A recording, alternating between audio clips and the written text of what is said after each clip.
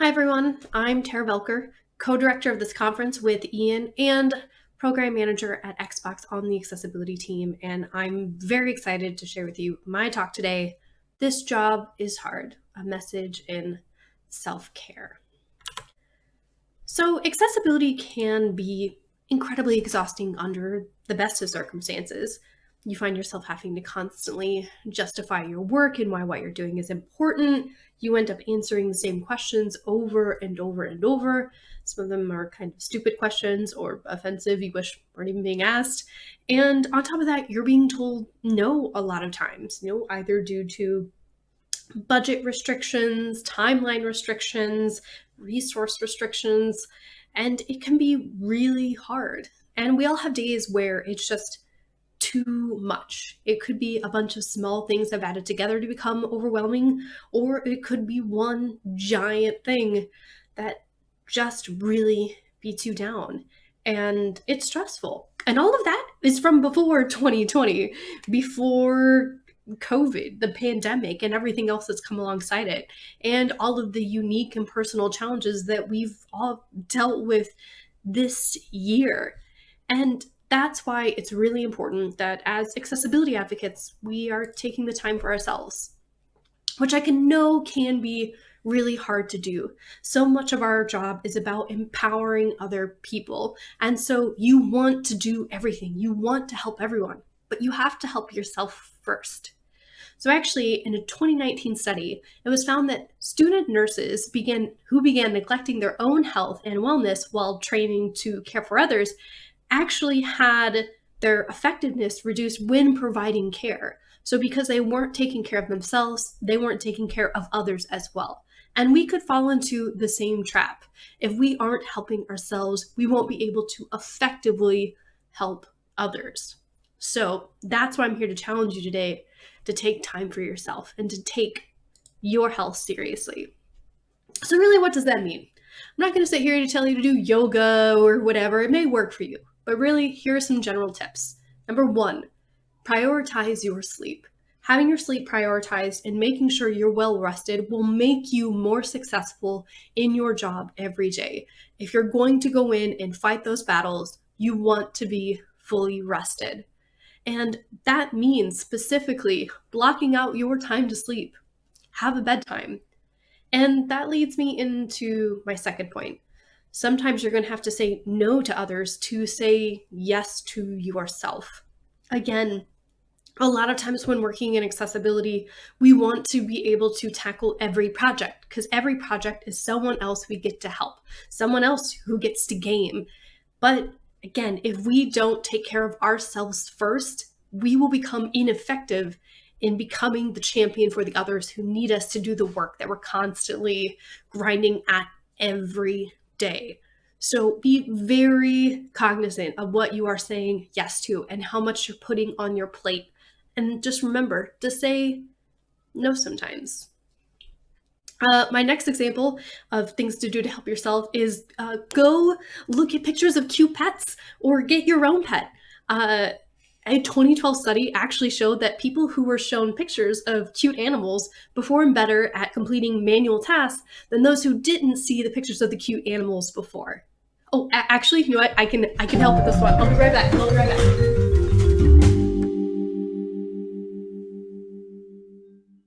First up, we have Leon, my orange tabby.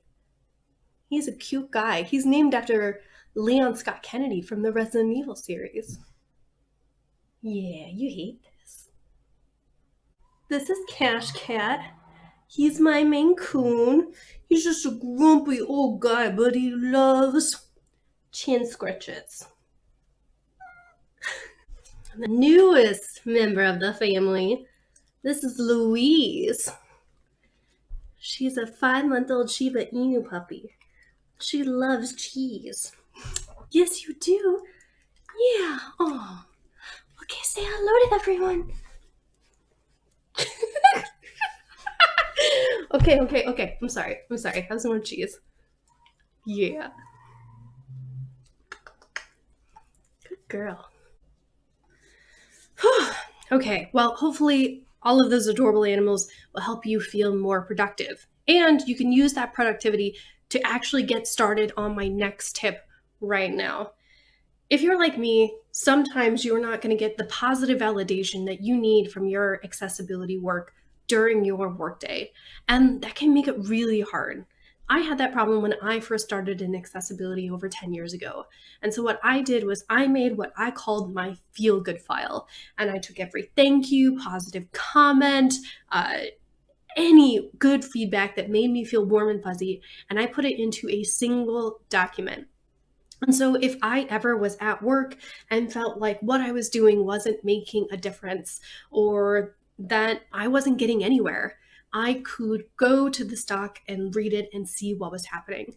For accessibility advocates and those working in the field, we so frequently feel like we're pushing that rock up the hill and we're never making any progress. So having a way that you can look back and see that you have made progress and it's making a difference can be huge. And I think another really important thing is to remember you don't have to go on this journey alone. It is really important to get a support group, really, that you can work through everything you're going with. And it's been called out before, but the IGDA Game Accessibility Discord is a great place for that. You'll find other developers, gamers with disabilities who know exactly what you're going through, who can be there for you. But even more importantly, you can also share in their successes as well. I know when I see someone else launch something that's awesome in terms of accessibility, I get super pumped. I didn't work on Last of Us 2, but does that make me less excited for their talk coming up today? Not at all. It is amazing. And when you go into a group like that, you'll have people who understand, who can empathize, but can also help you recharge your battery before you go back to work. And finally, one of the most important things I think is really to find time to hang out with your accessibility buddies, not just work with them. I think that both workers with disabilities and people with accessibility all the time, we get together so we can accomplish a goal or advocate for ourselves, and we never take the time to just hang out. And I know that especially now during COVID and the pandemic, this can be really hard, but I think it's important to at least try. Just interact with other people to be friendly. You don't have to be on and working all the time. Just make some friends. I mean, I know that there's talk of soon to be, beer Zoom calls coming up soon. Just find that group and make sure that not only are you there to support and work, but also have a release and be friends. So really to recap, self-care is more important than ever in 2020. And to fight burnout and continue with our accessibility works, we have to take care of ourselves and take breaks.